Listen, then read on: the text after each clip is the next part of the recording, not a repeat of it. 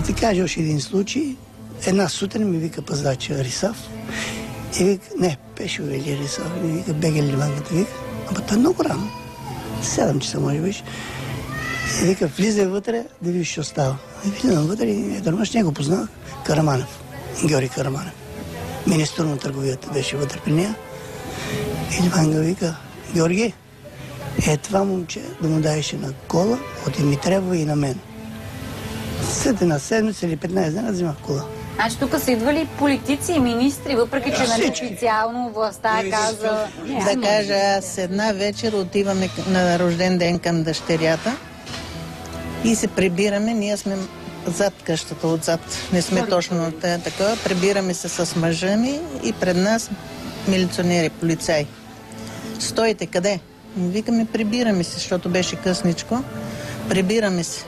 Защо не сме нарушили нищо? Тодор Живков и Людмила Живкова са на гости в Баба Ванга. Не може да ви пуснем. И единия с нас не придружи точно до вратата. Влизаме във вратата да проверят дали точно в тая улица влизаме тук, да не сме от друг квартал. И Людмила, тя си идваше, като дойде у среда, цял ден горе с Ливанга си говоря и вечерта късно си бега. Другата седмица пак, когато правиха Самуиловата крепост. Редовно си беше всеки ден. Като дойде на обяд, си бега вечерта. Като дойде на обяд, качат си горе.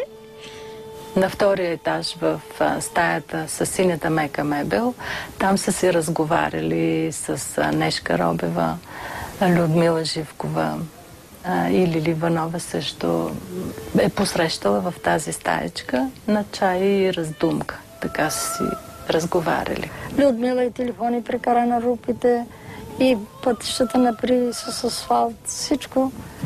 Обаче Тодор не е идвал.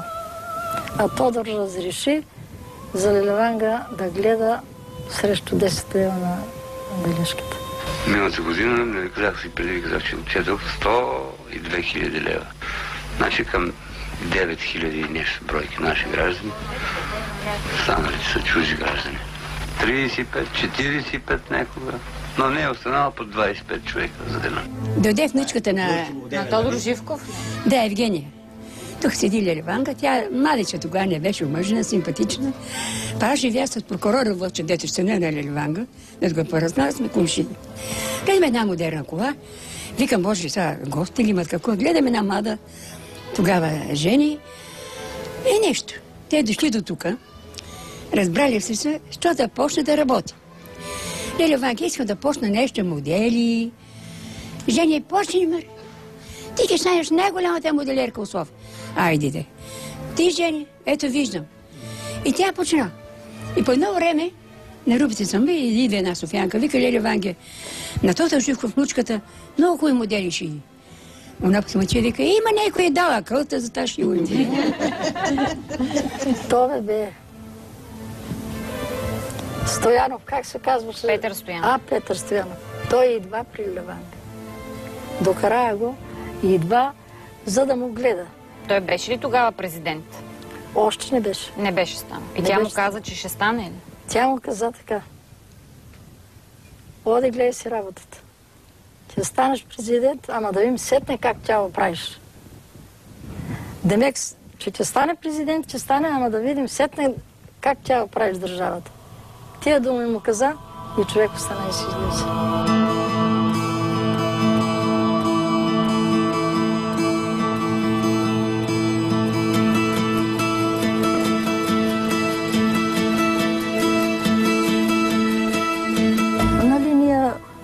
Жените сме такви.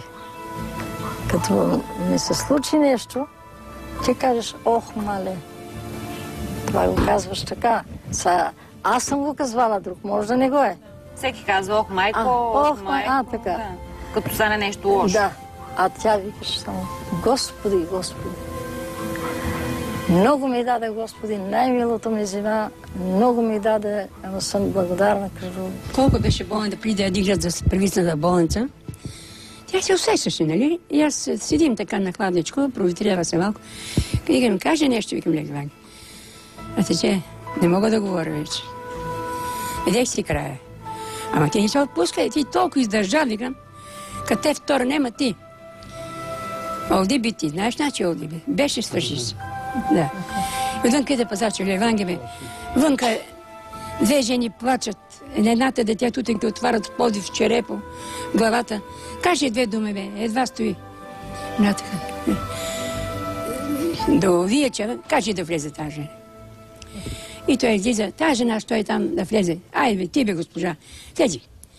И тя влезе. Лелю Ванга, моля ти, сега да викат, не дай си Боже, да не си майка.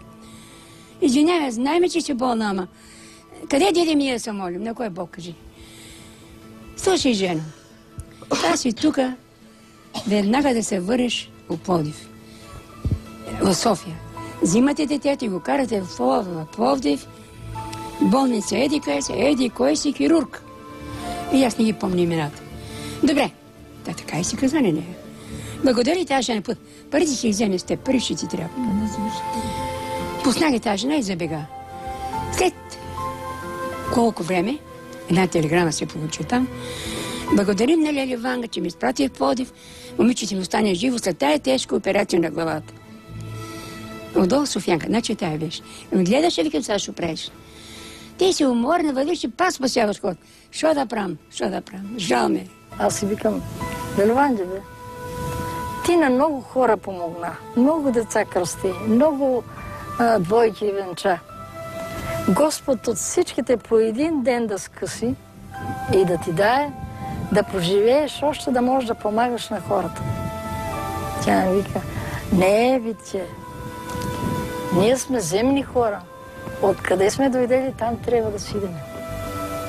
А тия думи ми казваше, друго не ми казваше нищо. И се беше, Господи, Господи, Господи. Много ми даде, най-милото ми зима, много ми даде. А не кажа ни, ох, мале, ни, ох, тате, ни. Не го каза това. Той като няма, не е Бог, не може да спасява никой, ако не е писано от Бог. Ето това да кажа. Светици си за мен и това е. В първия филм от проекта ни за Ванга се опитахме с помощта на хората, които са били всекидневно край нея, да ви разкажем за Ванга, прорицателката, за нейните способности, които сами видяхте, и за социалния феномен, който сама по себе си е представлявала. Тук е мястото да благодарим на режисьора госпожа Невена Тошева и на господин Сашо Величков от Интерфилм, които ни предоставиха кадри от своя филм «Феномен», заснет през 70-те години на миналия век. Само така всеки сам може да се убеди колко истински са разказите на съседите и близките на Ванга. Втория филм, който ще ви покажем следващата седмица, сме нарекли «Между два свята». В него ще се опитаме да разкажем за жената зад прорицателката.